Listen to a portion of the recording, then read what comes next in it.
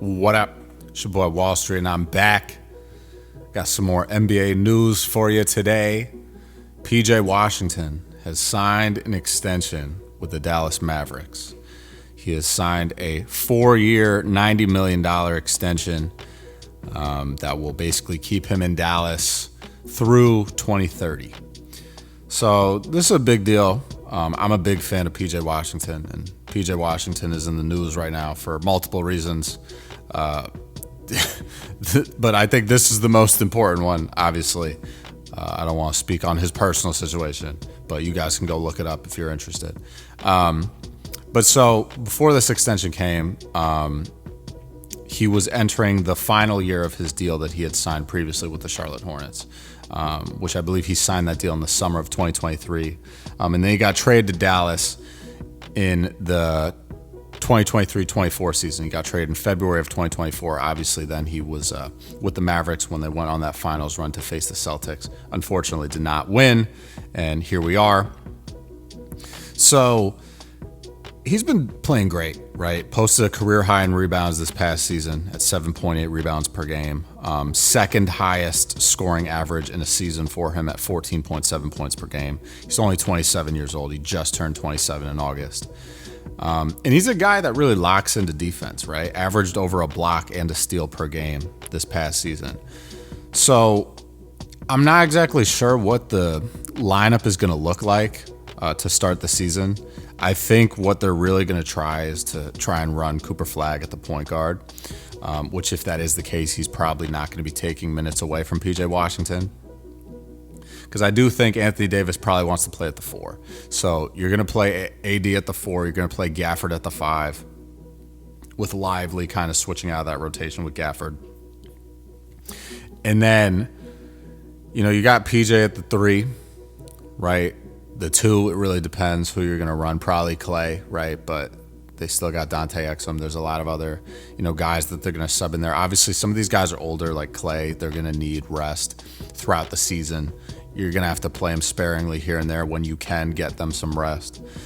But PJ's a guy that just has an insane motor, right? Like if you watch this dude defend, he really does lock into the defensive end, but he's also a guy that can score. He elevates, can dunk over people, can block shots at the peak. Just does a lot of really good things on the court, right? So this is a guy, in my opinion, that truly does deserve the money. I mean, and frankly, I think in a couple of years from now, this isn't going to be an extension that is looked at as like it was a horrible deal or like he has like an untradeable contract. Like, I just don't think that's going to be the case. The first year of his extension, which will be 26-27, he's going to make $19.8 million. And then the final year of the extension is going to pay him $24.6 million, right? So for a guy that's putting up like 14-8, 15-8, like I think that's pretty solid. Right? Especially with how contracts are going. You have Shai Gilgeous-Alexander, in the last year of the extension that he just signed, he's probably going to be making nearly $1 million a game. So this, I think, is very adequate and expected for a guy like PJ Washington.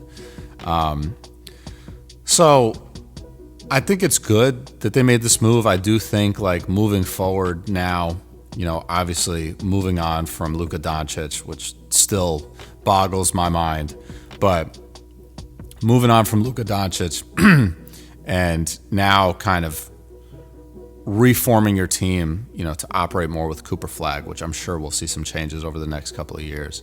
This extension for PJ Washington too also will put them pretty heavily over the second apron, but they obviously have time to kind of move things around. I believe that's really going to hit not this upcoming season, but the next season. So 26-27 is really when they're going to have a ton of guys under contract where they're hitting that second apron.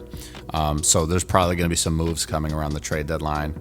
And like I was saying about Cooper Flagg, I think this team is not necessarily formulated around him yet. Obviously, Kyrie Irving's probably not going to be back until February, right? So he's going to miss the majority of the season.